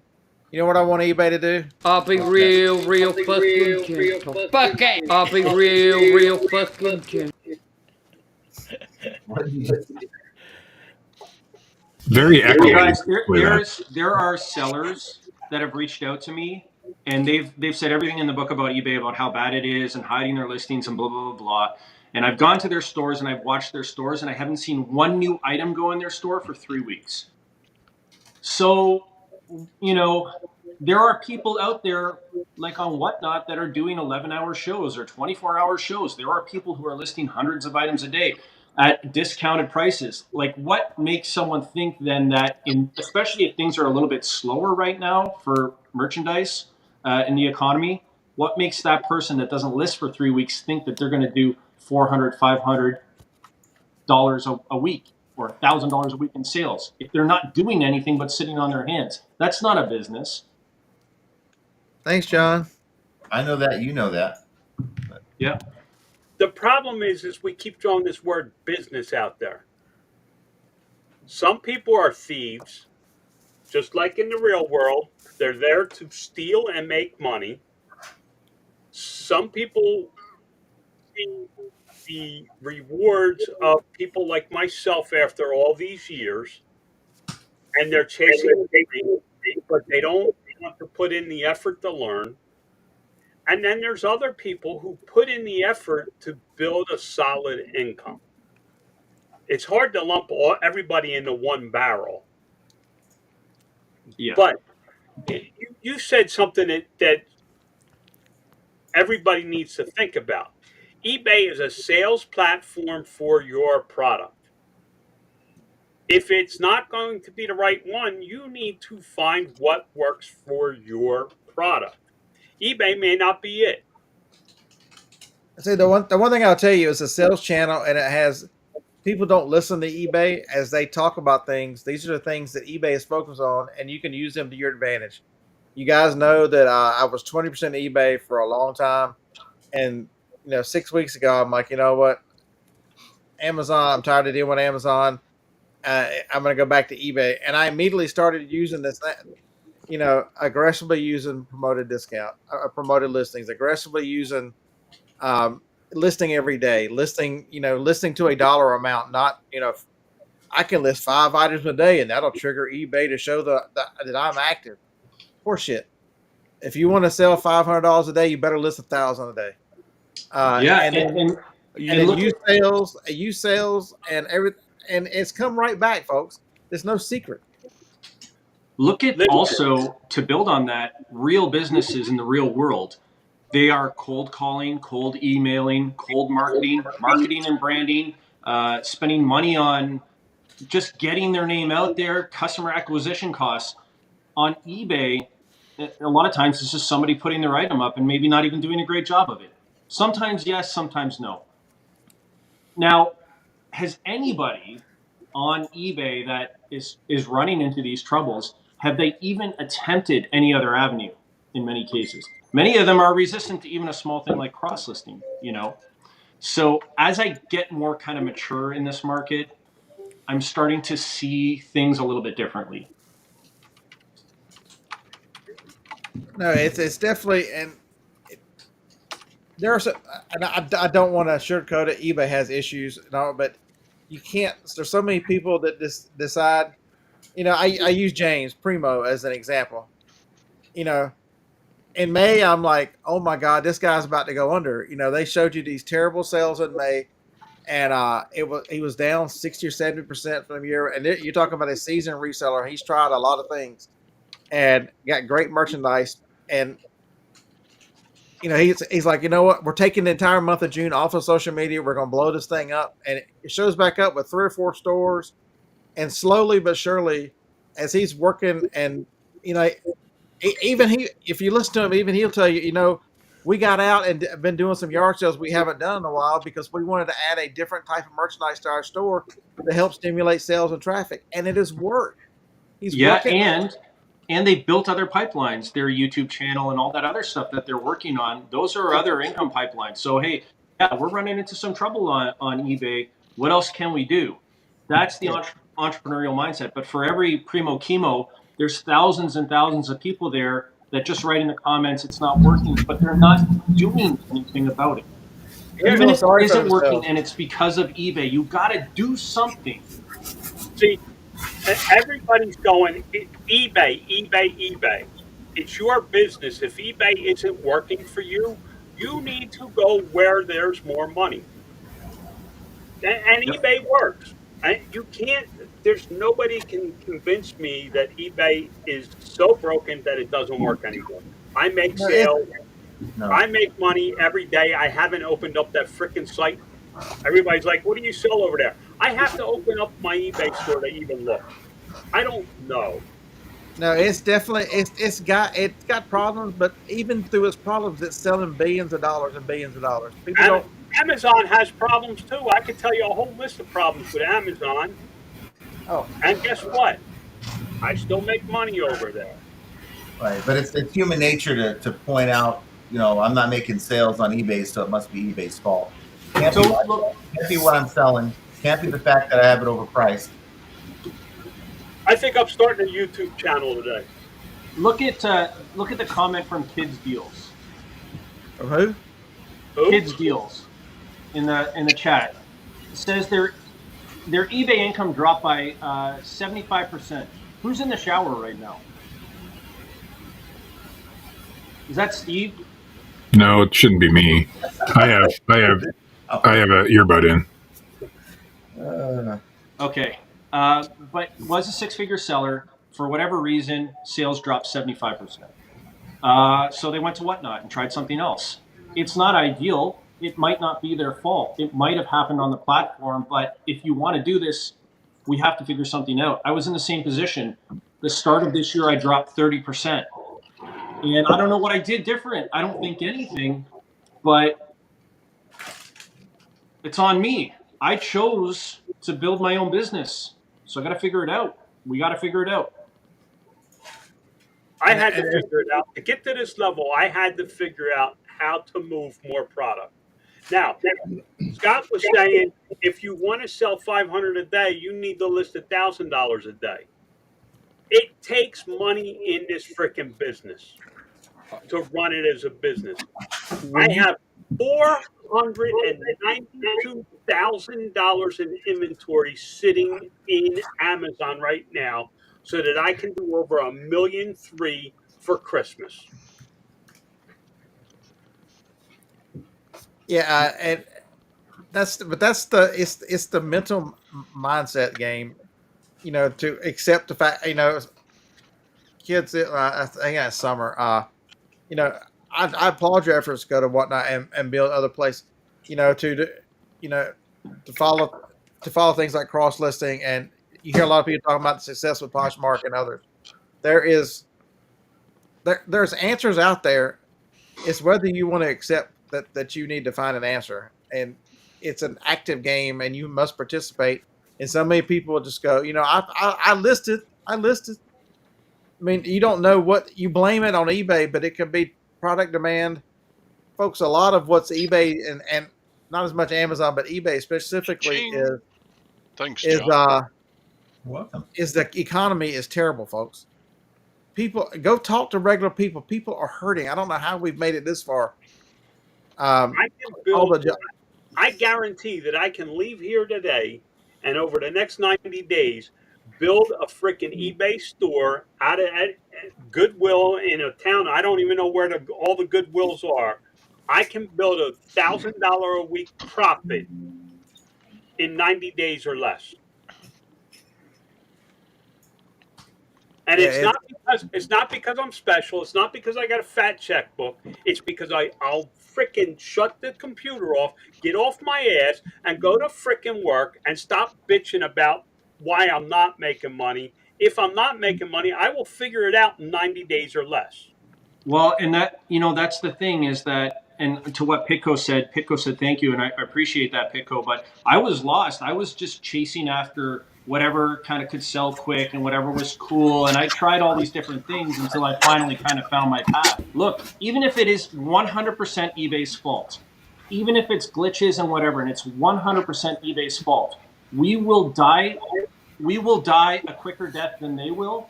And that's it. It's over for our business. So we've got to figure it out, as John says, Grumpy John says. You got to figure it out one way or the other, whatever that looks like. You know where most of my growth is this year? 5%. Anybody want to guess where I grew more profits than anywheres?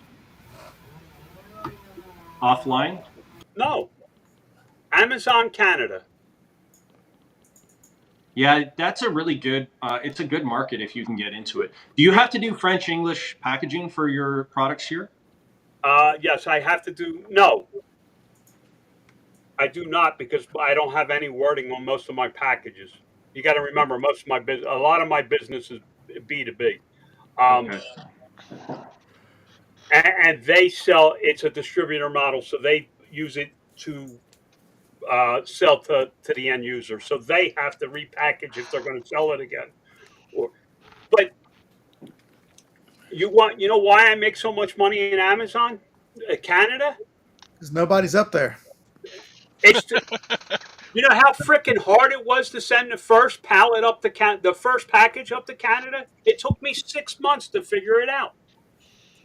I had to deal with customs, and I had to deal with UPS, and I had to deal with this, and I had to deal with that. And I sent the first package. I had $800 invested, and I was like, I'm probably going to lose the whole $800. Grumpy John, I had so before I built my website, I was talking to a friend of mine who builds websites, and I said, it's too hard for me. I can't figure it out. It's too complicated. And he said, what's the complicated part? I said, I don't know all of it. And he said, you know what your problem is? You're full of shit. because you haven't even started. So how can you say it's too hard if you've never even done it? And I was like, you're right. I just got to start. And then when I got started, it wasn't so bad. But you got to take the first step and just do it. The other thing, listen, and this is something I've learned over the last year. You have to invest in your business. And sometimes you have to hire people a lot smarter than you for some pretty good sized money to do things for you, like build a website. I just brought an advertising agency in to run all my advertising. Facebook, I mean Google, they're going to be on all platforms advertising for me. You have to be willing to do what's best for your business. You could take my advice, and it's not going to work in your business. You could take something I said and apply it, and it may help you. But too many people want to just, and Scott said this earlier, copy exactly what I'm doing. You can't do it. First of all, it takes you, who's got a $500,000 to throw at inventory? It took But me also 7 years. your strength is the business relationships that you've built, and you can't duplicate that. Well, and also, Grumpy John, how many mistakes have you made? How many close calls have you had? How many problems have you had to overcome before you landed where you are? Anybody that wants to copy you has to go through all that process as well. There's no quick route to the top. No, thank you. Scott's been around me knowing that there's been times where I've been hours from bankruptcy and not making payroll. Every business has that story. Every successful business has that story. Look at people that have successful businesses and what they have. Look at social media. You got what's his name, Mr. Beast. Well, everybody wants to be Mr. Beast now, but they don't see the work that he put in for the first 5 years to get there. No thanks for all his problems. Yeah, now I'll pass on that. Thanks. Well, I don't know what kind of. Listen, I don't follow the guy, so I don't know. Every once in a while, I'll pop in and watch one of his "Hold Your Hand on the Jet" until you fail. But all these people put everything they had. They don't tell you that they were eating soup, oodles and noodles like they were in college again. They don't tell you about the lights being turned off at the house. Burning through savings to build businesses, taking outsized risks. When everyone says that it's not a good idea, but you believe in it, all those things. Yeah. So Bass and Noodle, I agree with a lot you say, but your successful businesses don't hunt for products that yard sales through. Okay. Define what a business is. Yeah, I was just going to say you have to first. You have to define what a business is, because that statement is true, but it's also false. It's true in the fact that you can only scale to a certain point because you only have so much time. So there is a time constraint there, unless you send out an army of people looking for stuff. But it's not true in the fact that you can make 6 figures with that business model, easy net. But that's the answer, Josh. Is a J-Ride's approach where you want to have 4 to 5 employees, to where you want to bring in more and more product for those. It is a business. But a business to let's say a mother that wants to make clear $150 a week. That's all she wants to clear. And she's doing it. That business is just as much a business as Grumpy John doing $2 million a year, because it meets the needs that she needs. Oh shit! The IRS considers it a business if you make over $600. So. Hey Tom, if I'm only doing $2 million, I got to come stay with you, bud, because I'm going under.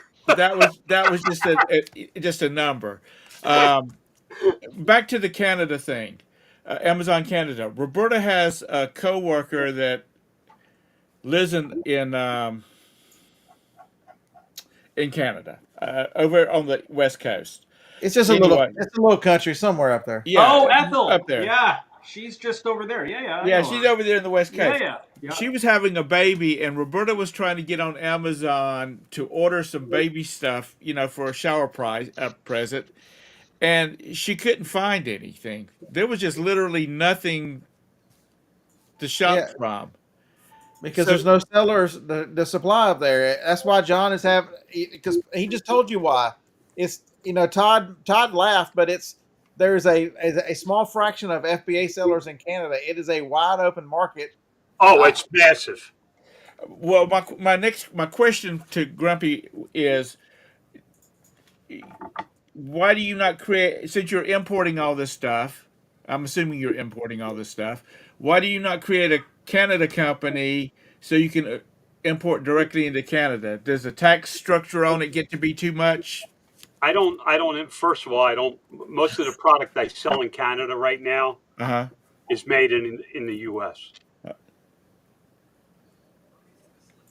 The other thing, Tom, that I know for a fact is that in Canada there are packaging laws, so you have to have French and English on the packages. Right. And there's a font size law that the French has to be a certain size font, and the English has to be a certain size font. And you have to collect HST, which is a harmonized sales tax. So I think those three things alone are probably pretty big barriers for U.S. sellers right off the hop. Well, that's the reason I was saying, you create someone creates a company in Canada that's set up to do business with Canada, especially the ones that's importing everything. Import it directly into Canada instead of coming to the United States and then exporting it to Canada. And bigger sellers. Now, I have privileged information because I'm in MDS, which is the $1 Million Sellers Group. The bigger, I know when I come on here, I'm the big fish in the waters. But you're the guppy. John, your head is filling up the screen. I can barely see what's going on over there. Yeah, all right, Josh. But when I'm in that group, I'm a tiny, small seller. I'm a very small minority of what some of those guys are. Some of those guys are doing 8 figures a month in sales. Yeah. So, but how many people do they have working for them? Oh, there's one company. There's one guy in MDS that has a team of 200 people worldwide. That's I can't imagine that. I got 4 people and I bitch. That's a lot of payroll. And Tom, as Grumpy John says, you got to have a little bit of bankroll to make, even if you want to jump into the Canadian market from the U.S., you'd have to talk directly to the manufacturer, make sure that you're complying with all the packaging laws and that they're willing to brand it for you with the separate packaging, French and English. And then you got to, test the market. I'm going to buy a container full of this stuff. Is it even going to move? Maybe yes, maybe no, or maybe you've done that ahead of time research, but that's a lot of commitment, complying with all the tax laws. Right. So that's where I think guys like John probably have a bit of a leg up on but some smaller sellers. There's a lot of barriers to entry. Amazon has made that easier, though. If you're an FBA seller, you can enroll your products, and they'll sell in Mexico and Canada without going through all those issues. Oh, nice. And they don't have the label, and they don't have to be labeled in French to sell in Canada. Because they're buying from the U.S. market. There's just an added shipping cost into Canada. Yeah. So there's a way around it. I forget what the program's called. Fulfilled RF. It's remote fulfillment or something like that. Is that it? North American retail fulfillment. Yeah, I've done it for a while. I quit doing it. I don't know why, because I'm getting out of FBA. But if you have a lot of product like that, you just have to, because the people look at it and go, but they're going to charge the customer so much shipping. They don't understand, like you've said, you can't get that, like Tom said, you can't get that merchandise, so you have to order it from down here, and then you get a higher price in that market anyway, so it kind of offsets some of your fees. I sold a lot of media. DVDs and CDs sold really well in Canada, to the point where I enrolled all those, and they had somebody from Amazon reached out and said, "Don't you have some other products you can sell up here? Because you have a higher conversion rate than most for your Canadian products." And it was simply just being aggressive with price because I had a low price point, so I could. And they also, what they didn't understand was you were selling a product that worked for you. Of course, you got a bigger catalog, but the other products weren't taken off like the DVDs. Sometimes big businesses don't see the problems of a little business. Where for me, if I see Canada working, I want to invest more in moving into Canada, where I'm hiring labor and people to do all this stuff. A small company like you can't move that fast into a market like that. There's times when being my size has advantages, but we've also discussed that there's times there's no advantage for me. You guys have the advantage. If eBay or Amazon changes something that affects my business overnight, you guys can change on a dime. I just put an order in yesterday for July of next year, so that I have inventory for July of next year. I've already paid for it. It's going to come to me. I can't get it. I can't stop it. And if they change it so that I can't sell that product, I'm sitting on that product. So there are gambles that I take where you guys can go, okay, I can no longer sell that. You get gated. Somebody was saying Legos is getting gated on Amazon or something. Okay, I got to switch gears.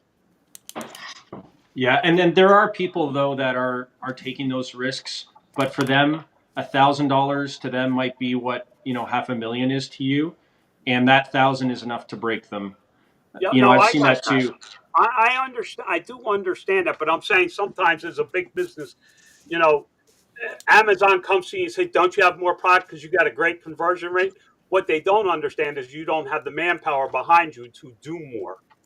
Yeah. To them, it's nothing. They just send an email out and somebody does the work, where you have to physically do the work yourself. All right, so we've made 10 o'clock. I've got to get to work. See y'all later. I hired somebody. Josh, I do need to get in touch with you. I got product I got to pull. Oh, he left. You'll have a great day. Sorry about the saw. For more awesome content, like and subscribe now.